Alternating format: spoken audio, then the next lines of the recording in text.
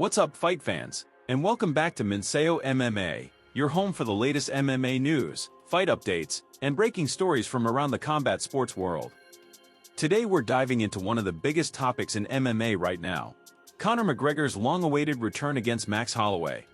We'll break down why many fans are excited, why some analysts believe McGregor has almost no chance of winning, and take a look at several major UFC 329 matchups. Let's get right into it. Conor McGregor's return is finally official. After years of delays, injuries, cancellations, and uncertainty, the former two-division champion is scheduled to face Max Holloway at UFC 329. It's a fight fans have wanted for years. The problem is that this isn't the same Conor McGregor that took over the sport. McGregor hasn't fought since 2021, and every year away from the octagon raises more questions about timing, conditioning, durability, and whether he can still compete at the highest level. Meanwhile, Max Holloway has remained active against elite competition. Even when Holloway loses, it's against some of the very best fighters in the world. That's a major difference heading into this matchup. A lot of fans remember McGregor defeating Holloway during their first meeting, but that fight happened more than a decade ago. Both fighters are completely different today. Back then, Holloway was still developing and had not yet become the future champion fans would come to know. Today, Holloway is one of the most accomplished strikers in MMA history. He's gone 5 rounds with elite fighters, defeated champions, and continued competing against the best competition available. Recently, he delivered memorable performances against names like Justin Gaethje and Dustin Poirier while remaining a top contender across multiple divisions. The argument many analysts are making is simple. Max Holloway has continued evolving. Conor McGregor has spent years outside the cage. That's why many see Holloway entering this fight with a significant advantage. The biggest concern is in power. It isn't confidence. It isn't even size. The biggest concern is inactivity. McGregor built his career around timing, precision, speed, and reactions. Those skills require constant high-level competition and training. While McGregor appears healthy and motivated, there are serious questions about the quality of preparation he's getting compared to an active elite fighter like Holloway. Max continues to train, spar, and compete against world-class athletes every year. Meanwhile, McGregor is attempting to return after one of the longest layoffs of his career. That's an enormous challenge against a fighter of Holloway's caliber. To be fair, McGregor still has dangerous weapons. He's likely going to be the bigger fighter. He's still explosive. And his left hand remains one of the most famous weapons in MMA history. In fact, many observers believe McGregor could look excellent early. The opening round may even favor him. Expect fast starts, heavy kicks, big counters, and moments that remind fans of vintage Conor. But the longer the fight continues, the more the advantage shifts toward Holloway. Max's cardio, volume, durability, and activity could become overwhelming. If Holloway survives the early danger, many believe he'll begin taking over the fight with pressure, combinations, movement, and pace. That's the scenario most analysts are predicting. Beyond the main event, UFC 329 is loaded with intriguing matchups. One fight drawing major attention is Paddy Pimblett versus Benoit St. Denis. At first glance, many fans automatically lean towards St. Denis because of his aggression, power, and recent performances. However, stylistically this could be a much tougher fight than people expect. Pimblett's size, grappling, and long-range striking create unique challenges. If he can avoid getting dragged into St. Denis' preferred fight and keep the action at distance, he has a legitimate path to victory. This matchup feels much closer to a 50-50 fight than many fans are willing to admit. Another major storyline involves Robert Whittaker's move to light heavyweight. Many fans were surprised to see Whittaker placed lower on the card despite being one of the most respected names in the sport. Regardless of where the fight appears on the card, expectations remain high. Whittaker continues to be one of the most skilled and experienced fighters in MMA. A former UFC middleweight champion, Whittaker has spent years competing against elite competition and has consistently remained near the top of one of the toughest divisions in the sport. His speed, movement, fight IQ, and ability to make adjustments during a fight have helped him stay competitive against multiple generations of contenders.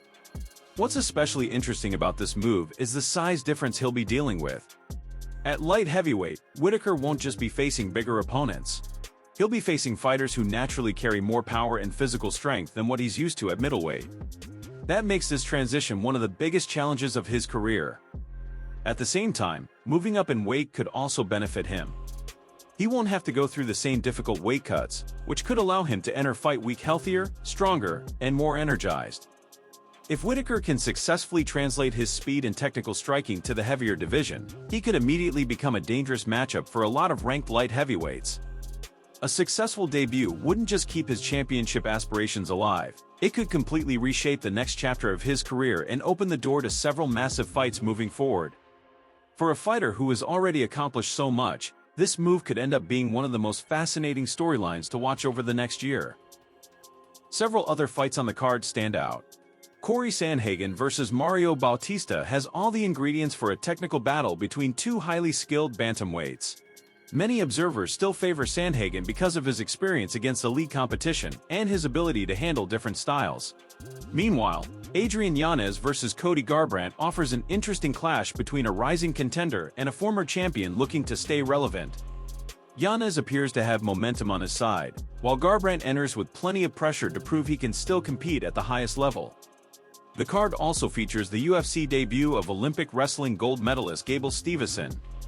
While the talent is undeniable, some fans have questioned the amount of attention he's receiving before even making his first appearance inside the octagon.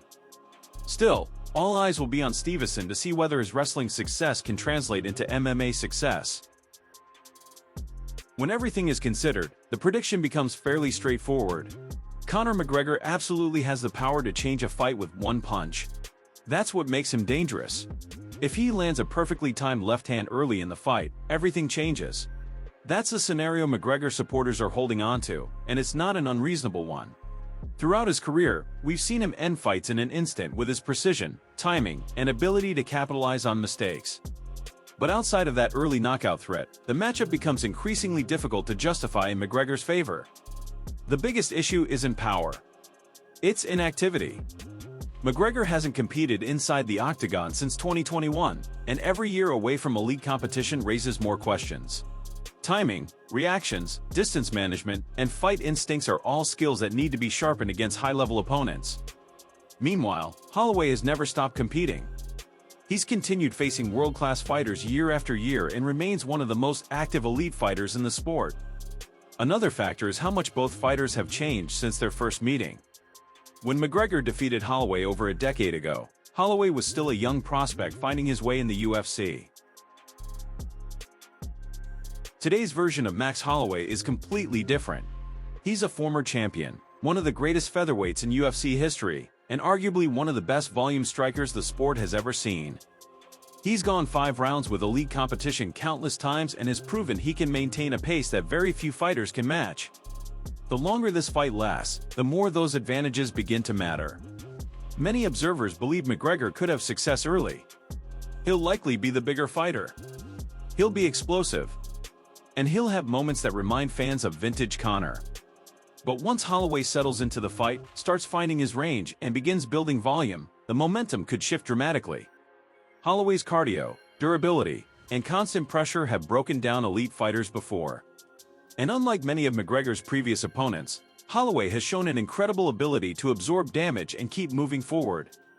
Even after losses to fighters like Ilia Topuria and Charles Oliveira, Holloway remains one of the most dangerous and accomplished fighters in the UFC. Those defeats came against elite competition, not because he suddenly stopped being a top-level fighter. That doesn't mean McGregor can't shock the world. It simply means Holloway enters UFC 329 with far more reasons to be trusted. He's more active.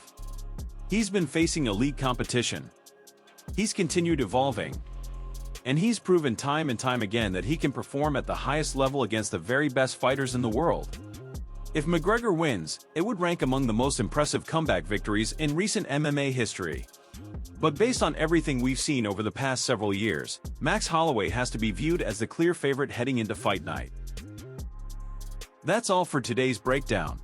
Do you agree that Max Holloway should be the favorite against Conor McGregor? Or do you believe the former double champion still has enough left to pull off one of the biggest comeback victories in UFC history? Let us know your thoughts in the comments below. If you enjoyed this update, be sure to like the video, subscribe to Mincio MMA, and turn on notifications so you never miss the latest MMA news and fight coverage. Thanks for watching, and we'll see you in the next one.